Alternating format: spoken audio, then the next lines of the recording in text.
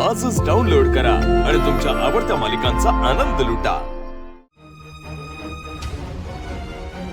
काय फाजीलपणा लावला या मालक, अहो तुमची आरती ओवाळायला तुम्ही जर फाजीलपणा म्हणत आजची का नाही तर वय करते आम्ही फाजीलपणा। समध्या गावात तुमच्या कर्तृत्वाची किती चर्चा आहे, एवढं मोठं काम करून आलायसा तुम्ही। आता बारक्या पोरी पळवून नेणं म्हणजे काही सोपी गोष्ट आहे वी? तुमची जीभ लई चुरचुर करायला लागली असं नाही वाटत तुम्हाला? तिचा बंदोबस्त करायला फार वेळ लागायचा नाही आम्हाला। अहो करा की मग बंदोबस्त करा आणि स्वतःच्याच पापाचा घडा भरून घ्या। तसं बी भरतच आला असेल म्हणा, म्हणून तर ही अशी कर्माची फळं भोगायला लागते ती तुम्हाला। दासांनी लईच फोडलेलं दिसतंय तुम्हाला राती। हा, मला वाटलं राज्याला कोणतरी येईल तुम्हाला मदत करायला, पर ही छत्री सोडलं तर दुसरं कोण बी विचारायला आलं नाही तुम्हाला। अहो तुम्ही गावाचं तारणहार, एवढं मोठं नाव तुमचं, आणि तरी बी साधी विचारपूस बी केली नाही कोणी। हे काय पटलं नाही बाबा मला। वाघ घायाळ झाला ना, अक्कोली कुत्रे राज्य करतात, तसं झालंय सर। तुमचं नशीब समजा, आमचे वाईट दिवस सुरू आहेत म्हणून ऐकून घेतोय तुमचं, नाहीतर नाहीतर नाहीतर काय मालक, मारणार तुम्ही मला? कसं मारणार? गोळी घालणार का गळा दाबून मारणार का अक्का? दास, मर्यादा सोडायची नाही, अवकातीत राहायचं। मर्यादा तर तुम्ही सोडल्या मालक, म्हणून तर माझ्यावर ही असं वागायची वेळ आली। काय मिळालं तुम्हाला ही समजा असं वागून? हवं समध्या गावात तर स्वतःची आबरू घालवून घेतलीच तुम्ही, पण स्वतःच्या घरच्यांच्या नजरेत बी वाईच बी किंमत ठेवली नाही तुम्ही स्वतःची।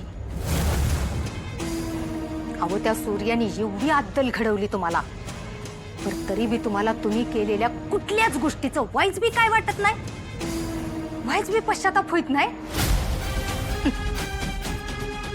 नको होऊन दे,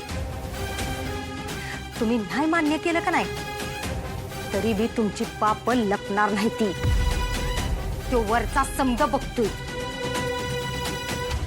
तुमच्या पापाचा घडा भरत आलाय मालक आता, त्याच्यामुळे योग ना योग दिवस तुमचा हिशोब होणार।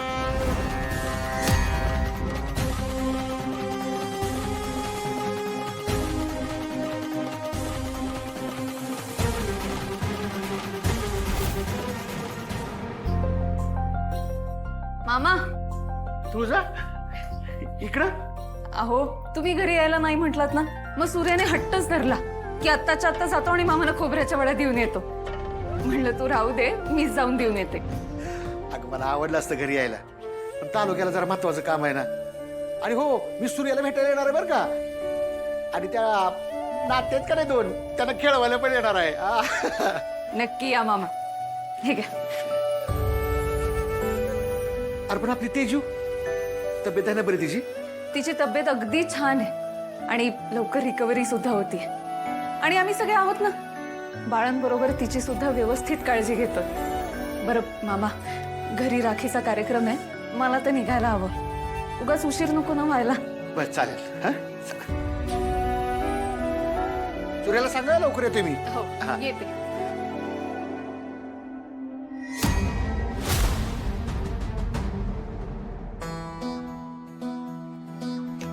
तेजू बस इथं मी आलो, इधर यायला।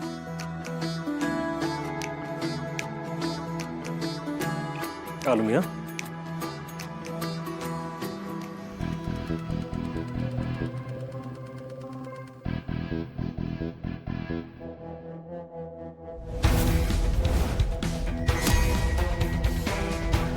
तुम्ही काय करता इथे?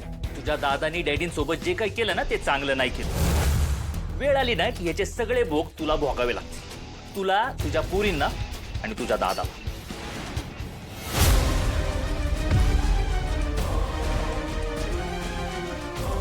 दादाने सगळं ऐकलं की काय? आता परत इथे भांडण नको व्हायला। आज रक्षाबंधन आहे आणि घरी पण सगळे वाट बघताय. दादाने परत शत्रूवर हात उचलला तर आल्या पावली परत जा.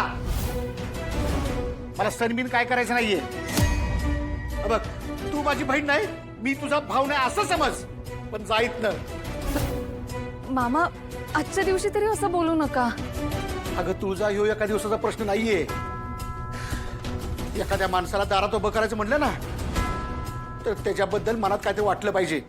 आणि हिच्याकडे बघून तर माझ्या मनात काहीच वाटत नाही. म्हणून तुझा तू ह्यामध्ये पडू नकोस. मामा मी तुमचा राग समजू शकते, पण आजच्या दिवशी तरी तुम्ही जुने वाद मिटवावेत, विसरावेत एवढंच वाटतं मला, बस बाकी काही नाही. आई मी पुढे होते, तुम्ही यानंतर. हा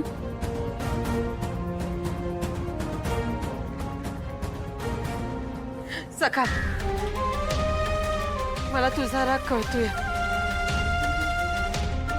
पण आज राखीच्या दिवशी मागचा समज सोडून माझ्यावर बोल ना. अरे आज रक्षाबंधन आहे. अगं बहीणच नाही तर कुठं आलं रक्षाबंधन. मला सगळे दिवस सारखे असतात. सखा,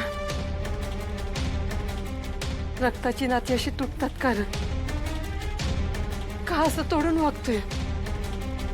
मला मान्य आहे तुझ्या मनात राग आहे माझ्याबद्दल, पण तू असं जीवाला लागेल असं बोलत राहिलास तर मी काय करू? कुणाला भाऊ म्हणून हाक मारू? हे बघ, असं डोळ्यात पाणी आणून का नाही तू मला अडचणीत आणू नकोस. अगं तू माझी सख्खी बहीण आहेस हे अख्ख्या जगाला माहित आहे, पण तू वागलीस ना त्याच्यामुळे तुझ्या तोंडाकडे बघायची पण इच्छा नाहीये. तू जाईत ना. मी अख्ख्या जगाला चुकीची वाटत असेल, अरे पण तू माझा भाऊ आहेस.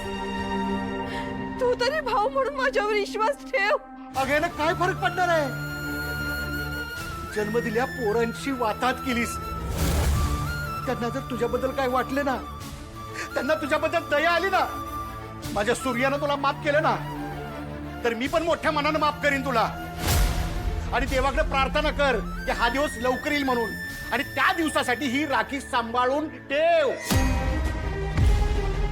तवायू सकाना ती राखी या हातावर बांधेल आणि तुला मोठ्या मनानं माफ करेल. आता जायत माझ्या कुठं काही अपेक्षा करू नकोस, कोणतीच अपेक्षा करू नकोस.